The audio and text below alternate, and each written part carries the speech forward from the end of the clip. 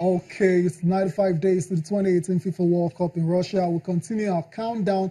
On Friday, we looked at the Luzhniki Stadium, which is going to host the first match of the tournament as well as the final. Today, we'll be looking at the Kaliningrad Stadium. And this one, Cecilia, is very important because this is going to host Nigeria's first game of the tournament against Croatia. And that's why it's important. And that's what we'll be looking at this morning. Just take a look at the capacity, how many fans we expect to actually sit on the stadium, and the games that will be played there. This is what we have here. This is it right there, Kaliningrad Stadium. That's the city. This is very interesting. The city is interesting because it is not located in mainland Russia, Cecilia. It's located between Lithuania and Poland.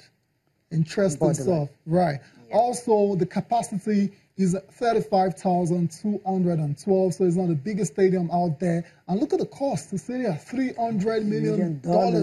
It's not easy to host the World Cup. You understand Imagine, what that means? Convert that to Naira and you see what we're talking about. And but because they had to build from the scratch, unlike the other ones that were reconstructed. Exactly. So it's going to host group games between Nigeria and Croatia, like we said. Other matches that will be played at the Kaliningrad Stadium.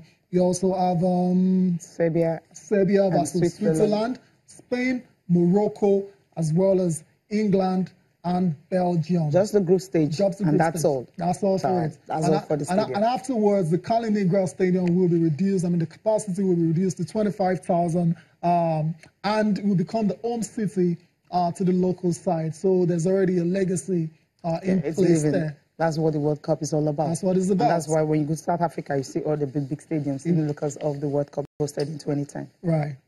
So it's a huge legacy is living. Big one, you'd say. And Cecilia, I imagine the Nigerian Super Eagles, they can't wait to get started. The stadium will officially be open in March, sometime in March, and really soon. And that's when the official opening will happen. Cecilia, let's continue with the countdown to the World Cup. And this time, let's focus on the Super Eagles of Nigeria and a couple of players that have been to the World Cup. They've been there, done that. One played at the World Cup and scored. The other was a mainstay as well, too. I'm talking about Samson Siasia and Austin Eguavoin. Cecilia, they've been talking and speaking on Nigeria's chances in Russia. And both of them, they did not just play at the World Cup, they've also coached the Super Eagles. Right, okay, so what was you want to add? So they know what they're saying. So they know what they're saying when they're talking about the boys, what they need to do, what they need to put in place and all that. They've been saying that the adequate preparations is something that the Super Eagles really need. If they don't have that, it's going to be hard for them to go into the World Cup and try to win the championship as everyone is actually telling them to do. We know how difficult it can be when that pressure is on you. But these two guys, I mean, they've got their own say. We'll just listen to them now. I wish I had a crystal ball, I would tell you. But I don't know how far they will go. How far they will go depends on how well they prepare. You understand? So I would just want to wish them the best of luck. Hopefully they'll make Nigeria and Africa proud. Well, that would depend on those areas that they think they need help. For me, I think a left back was kind of suffering in that position. I think let's look at someone else that can effectively play that position, and I think we'll be fine. Nobody can say. I can't say, you can't say. But the hope of every Nigerian is that we do well. Hopefully win the World Championship. Easier said than done anyway. But again, in any tournament, first game is always a key. And if we can put up a good performance and get something against Croatia, we can go all the way, I would say, quarterfinals. And then we'll see what happens. Because to win the World Championship, you have to be able to beat 4 top teams in the world. But that's not impossible.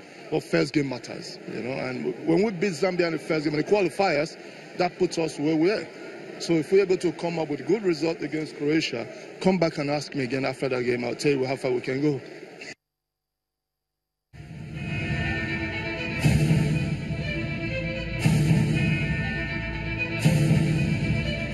Yeah, we're sure going to do that. We'll ask you when the Super Eagles get to the quarterfinals, how far they will go. If it's going to be semifinals or then winning it.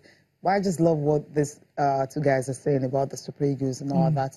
There's no pressure on them because they understand what it is to actually play at the World Cup. Yeah, but there's pressure, actually. The pressure is not coming from the former players. It's coming from the administrators, Nigerian fans and everyone expecting so much because they are the first African country to qualify for it, and the way they qualify more like easily. Yeah, so a lot of expectations. Go beat everybody.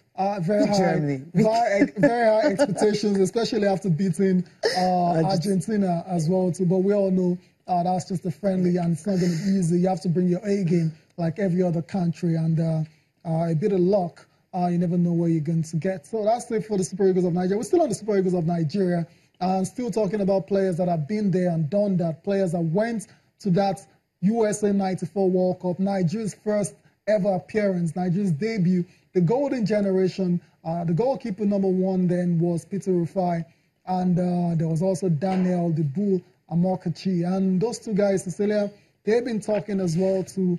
And I mean, it's good to be hearing from this kind of guys because their experience is very invaluable. And whatever they're saying, I believe some of this current crop of players can take one or two things from them. They don't have a choice. Once they're talking, they just have to listen and listen good. And also, the coach is also listening because I remember when I spoke to Austin Egoven the first time when he was talking about the fact that if Gennett Rowe really wants to get it right, he can pick 3 players from the Chan Eagles. And it's like maybe he heard and he actually did. So that alone, you know, it really helps the players and also help the coach to also look at other aspects, not just focusing on what you know alone. Well, let's take a listen to Peter Rufai and Daniel Amokachi talking about the Super Eagles. About what we've been saying about the Super Eagles playing.